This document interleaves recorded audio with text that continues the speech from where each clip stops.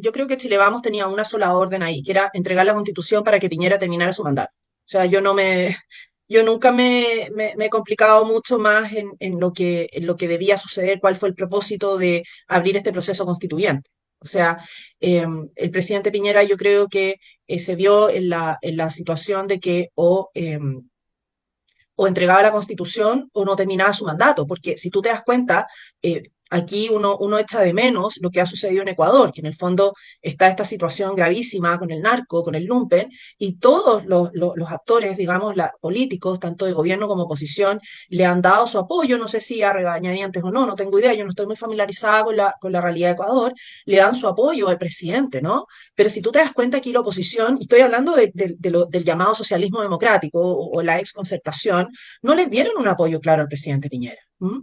Y yo creo que incluso personas de Chile Vamos no se lo dieron. Acuérdate que hubo personas que de alguna manera lavaron esta marcha del millón de personas, ¿no? Y que querían que toda la derecha saliéramos a hacer un mea culpa de nuestros privilegios. Yo no sé cuáles privilegios. Sí, bueno, yo no sé si a ellos serán los privilegiados, pero yo no sé de qué privilegio me están hablando si yo vengo de una familia que podríamos llamar de fachos pobres, ¿no? O sea, mis abuelos eran comerciantes, digamos, mi papá y mi mamá fueron los primeros en ir a la universidad, entonces, ¿de qué privilegio me están hablando? ¿Ya? Entonces, yo creo que esa era la idea. Ahora, esto es algo que podría discutirse también, porque lo que yo he escuchado de algunas personas como Katy Martorell y otros más que dicen, mira, si no hubiera habido acuerdo el 15 de noviembre, y esto es lo que dio a entender el presidente Piñera en esta entrevista, la tercera, Chile hubiera derivado en una guerra civil. Y yo no sé, yo no soy experta en guerras civiles, pero hasta lo que yo sé, que algo he estudiado, tú probablemente sabes más que yo, a ver, las guerras civiles estallan cuando efectivamente hay problemas políticos y de desorden serio, crisis económica, política, social, pero cuando se requiere la intervención armada, las Fuerzas Armadas se resquebrajan, es decir, se dividen. ¿Qué es lo que pasó en España en el 36? ¿No? O sea, el gobierno de la República era un desastre, era un gobierno absolutamente anticatólico que toleraba el asesinato de monjas, sacerdotes que quemaran iglesias antes de la guerra civil, ojo, entre el 31 y el 36, y entonces, ¿cuál es la reacción ante eso, no? Y parte del ejército dice hay que destituir al gobierno de la República y parte del ejército dice no, no se puede destituir a la República, se resquebraja, Franco no obtuvo para el alzamiento el apoyo de parte del ejército y entonces ahí se inicia la guerra civil porque tienes que tener dos bandos armados y más o menos en igualdad de condiciones. Y yo no sé si eso estaba el 15 de noviembre. O sea, eso es lo que Chile Vamos nunca nos ha aclarado. Es decir, nuestro ejército, nuestras fuerzas armadas estaban resquebrajados en cuanto a qué hacer con el lumpen. ¿Eso es lo que están diciendo? Yo no lo creo. Pero bueno, no soy experta, yo no lo creo. Yo creo, sinceramente, que yo pienso que la Constitución, o sea, que la Constitución fue el precio, no para una guerra civil, para evitar una guerra civil, sino que yo creo que más bien fue el precio para que el presidente Piñera terminara su mandato, porque yo creo que para él, y yo creo que bueno, cualquier presidente debe ser un golpe muy fuerte, decir, yo no voy a terminar mi mandato porque no me la puedo con el desorden. ¿Entiendes tú? Yo creo que a lo mejor para el orgullo de él hubiera sido mucho, y a cambio de eso, nos arrastró a un proceso constituyente que después voy a contar otras cosas sobre la paridad. Por favor, que no se me vaya a olvidar eso, porque eso fue otro tema. Eh, y, y lo de los pueblos originarios, después como llegamos al segundo proceso. Eh, entonces, yo creo que ese fue el precio, o sea, el precio a pagar, pero el precio a pagar fue que Chile nos puso en una deriva que no duró un año, ya te voy a decir por qué nos decían que iba a durar un año, sino que duró cuatro, y nos puso al borde del precipicio con el primer mamarracho. O sea, ahí Chile, estamos todos de acuerdo, yo creo desde Matías Walker hacia la derecha, que hubiéramos ido derecho al despeñadero si se hubiera aprobado ese texto. Entonces, aquí me parece que había mucha liviandad en decir, bueno, pero ya sí, claro, porque la historia terminó bien, ¿no? Entonces, por eso yo creo que hay un poco de liviandad el 15 de noviembre, pero ¿y si no hubiera terminado también?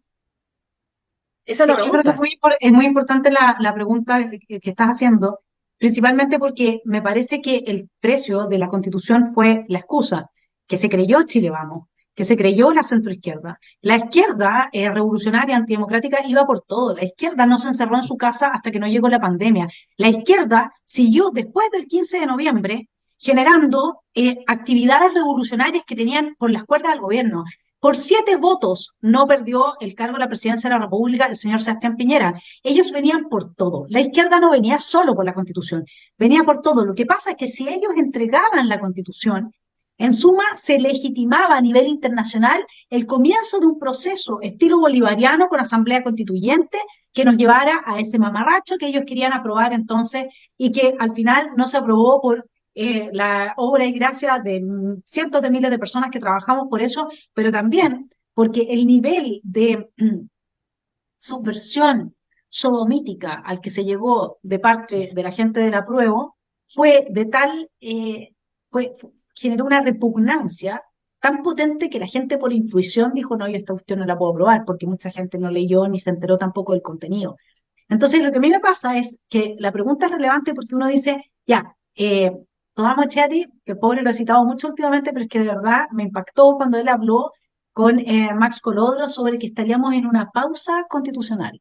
Mm. O sea, prepárese, mi estimado telepensante, porque le tenemos otros procesos preparados, digamos, ¿no? O sea, entonces uno dice, perdón, o sea, van a volver con el tema. Entonces, hagamos bien las lecciones de lo que ya vivimos.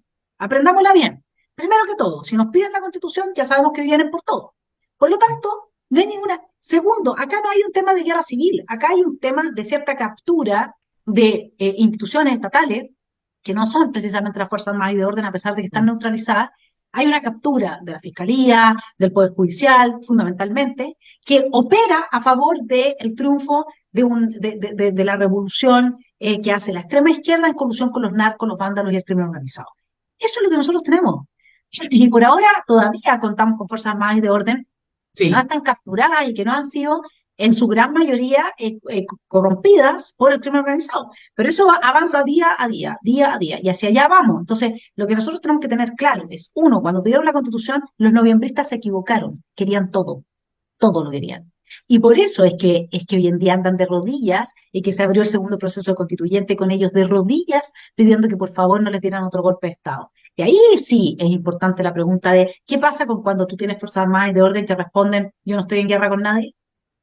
Es relevante esa pregunta. Y entonces hay que irse a cómo está fallando tribunales en contra de cada uno de los miembros de las Fuerzas Armadas que salvó a Chile de la dictadura castrocomunista hace 50 años atrás y seguir con los carabineros del 18 de octubre, etcétera. Y ahí tenemos el mono completo.